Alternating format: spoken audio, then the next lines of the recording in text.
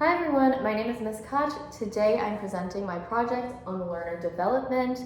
Our task was to research additional articles that would help us gain knowledge about our student base and their physical and cognitive characteristics. So I teach English as a second language at the high school level. I have all grades 9 through 12.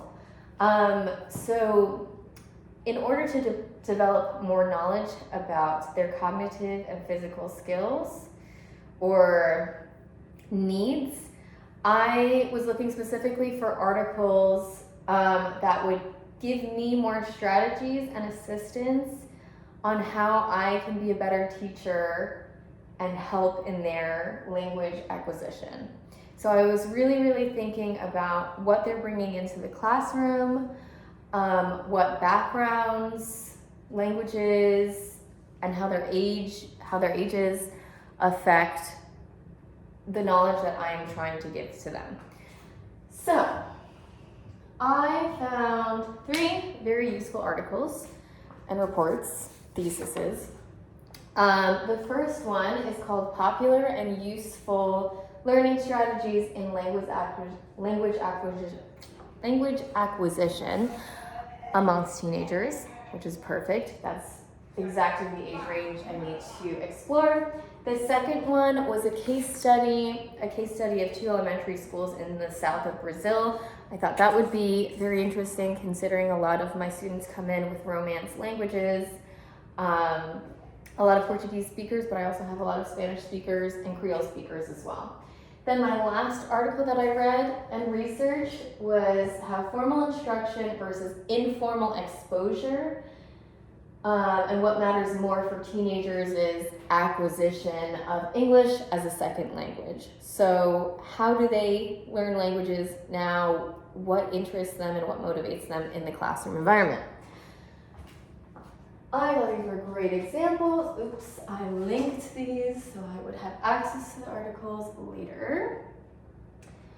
And I'm just going to go through them one by one and provide some articles and evidence with each article. So the first article, as I mentioned, was Popular and Useful Strategies for Language Acquisitions amongst Teenagers. And here are my biggest takeaways. I had many, but here are my top 3.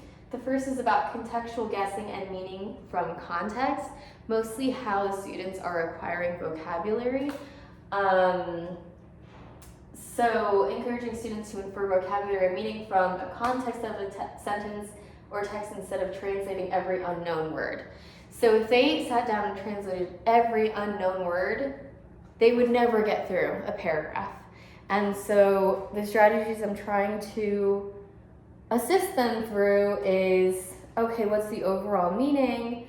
Now we can pull out this word because we know the general gist of what this author is trying to say here. I'm going to stop there because I go into it later. Number 2 is dialogue journals and reflective writing. I immediately thought of do nows and exit tickets, having students write in journals in the target language to record experiences, thought, or conversations in classrooms, just constantly writing as much as you can. Producing the language by writing it is one of the best strategies to acquire a new language.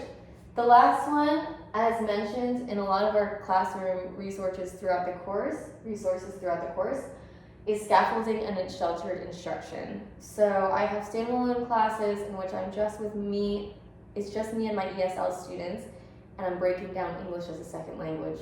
Then I'm also pushing into the ELA classrooms, which is self-sheltered instruction.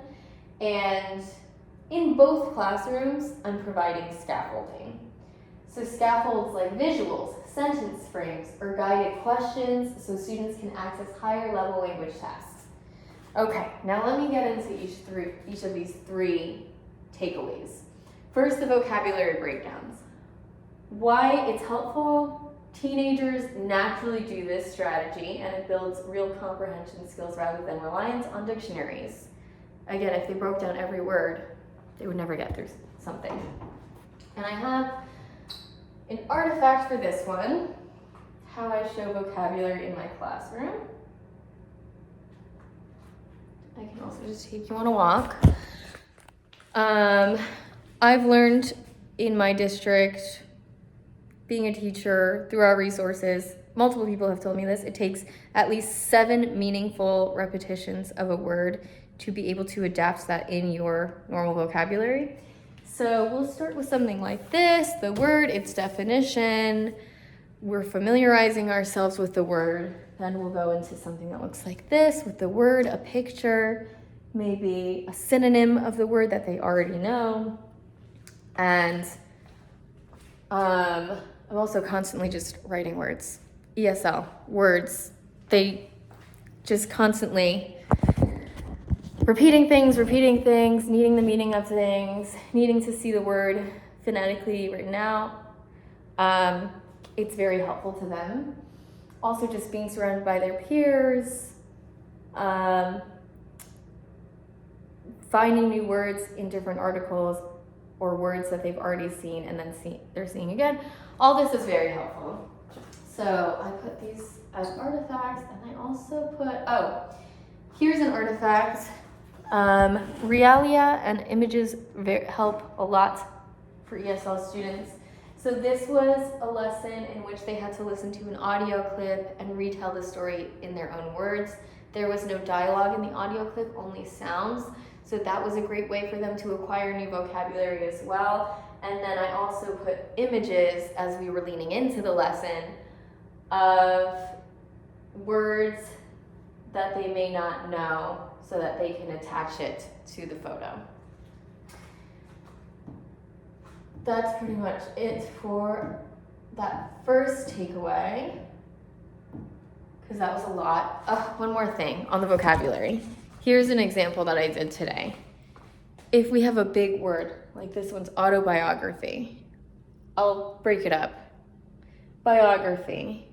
What does that word mean? They might say it in their first language, biografía. Okay, but what is biografía? Like, explain that to me. They might explain it to me in Spanish, and then we'll break it down. Okay, it's a story. Okay, vida. So what do you want to vida? About someone's life.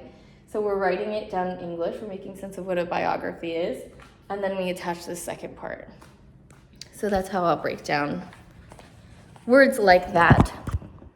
An example of another word I did that recently with is, we've been learning about segregation, and then I gave them the word desegregation, so they could kind of piece that together. The second takeaway for article number 1 is reflective writing. Why it works: it builds real comprehension skills rather than reliance on dictionaries again. Just like the writing and the repetition and producing language is helpful. So I attached a lesson. No, I don't like that one. They had a writing test this day. And so I gave them the test pretty much, but before they left the class, and after they finished the test, they had an exit ticket. An exit ticket this day was, how would you score the writing test that you just completed? So that forced them to have some reflection. Days prior, we were going over how their access test, the test that they have to take as an ESL student every year, is graded. So they're familiar with the rubrics. They know what's expected of them, and now I'm asking them to reflect on the work that they just gave me. And so that's an example of an exit ticket that I've given them. Here's an example of an artifact that a student gave me. I don't care about that. Okay. Here's a picture of their notebook, because they have a notebook that they add to every day. How would you score? They wrote the question again. I believe for the essay test, I'm going to get a great score, and my goal is 4 or 4.6. 6 is the highest score. Because I want to get out of ESL. That's great. You're setting goals for yourself, you're reflecting, which we've talked about goal setting. So this is an awesome answer for me also. And I'm like, yes, you should strive to be outside of ESL. You should strive to take other classes than my class. Okay, the last takeaway from my article number 1 was scaffolding. Really important for ESL speakers in my class and other classes too, as we've learned through the course. So I attached a lesson plan in which I demonstrate how I scaffold for my lower tiers. So these are people who are still developing, very new, maybe just moved to the country. And so I will have the do now question, explain what you see in the picture, and then I'll give them the sentence starters, some structure. In the picture I see, she's feeling. She feels this way because. And let me see if I, and then the exit ticket, let's see. I just want to make sure my artifacts match up with what I said. So I explained what you see in the picture, and then I gave some scaffolding. Here's what they gave me. Do now. In the picture, I see a mother and a daughter, and something's happening to the daughter because she is sad. I'm also adding some words to better my English, but they're ESL students, so their English obviously is not perfect. A different student. In the picture, I see a girl checking her computer. Perfect. This is what's expected of them at their level. There's WIDA standards that I have over here, descriptions of what they can do at this level that they're at. So that's a perfect. I gave them the scaffolding, they were able to complete the sentence. Okay, that's my article number 1. On to article number 2.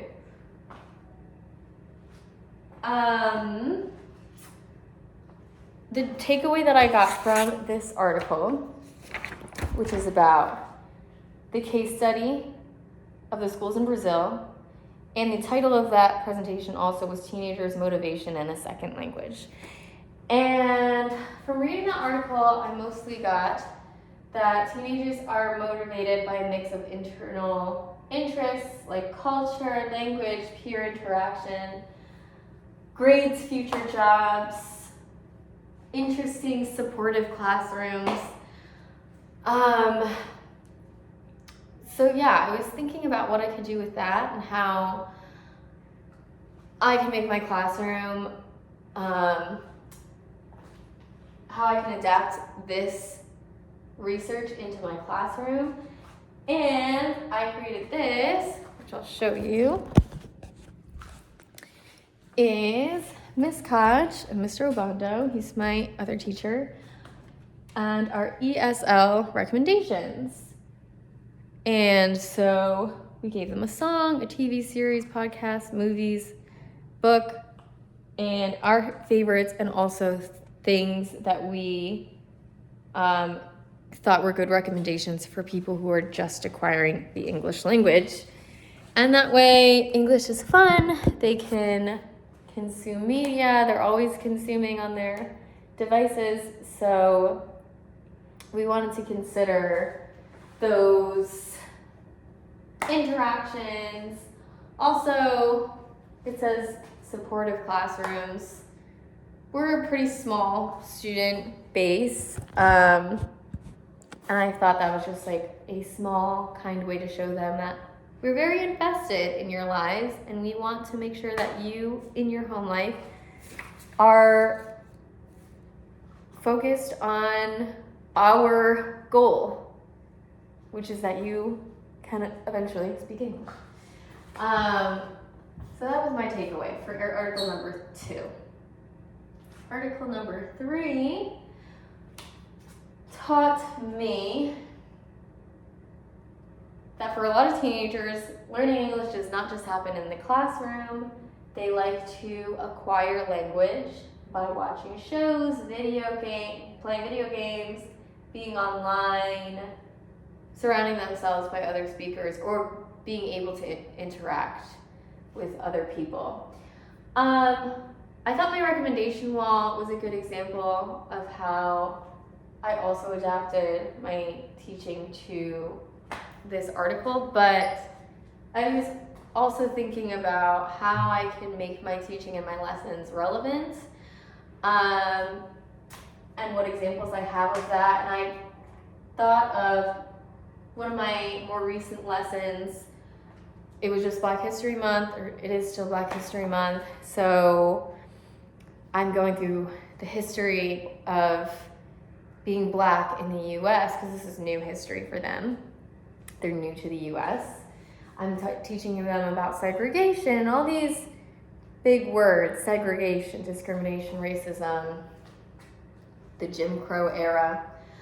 And we're talking about it, they're invested in the topic, but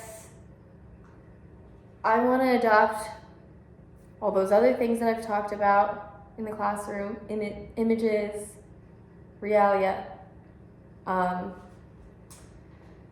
relevancy, media.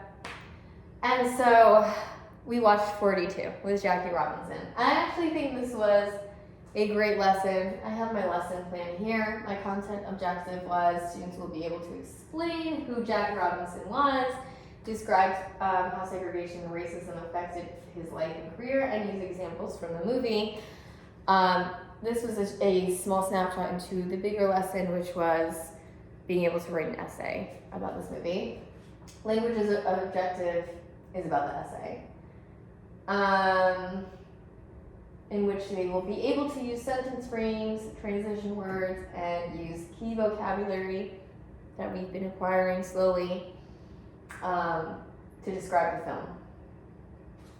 And here's more scaffolds, throwing it back to my first article, that they had to answer every time we watched the movie. We watched like 20 minutes a day, so they still have to do now the movie, comprehension questions, and an exit ticket. And I thought that was a really nice way to keep things relevant, and for them as ESL students to see these things take place and kind of make sense of it using images. I think that is pretty much all of my research. Yep, these are my works cited. Thank you so much for watching this long video, and have a great day. Let me know if you guys have any questions.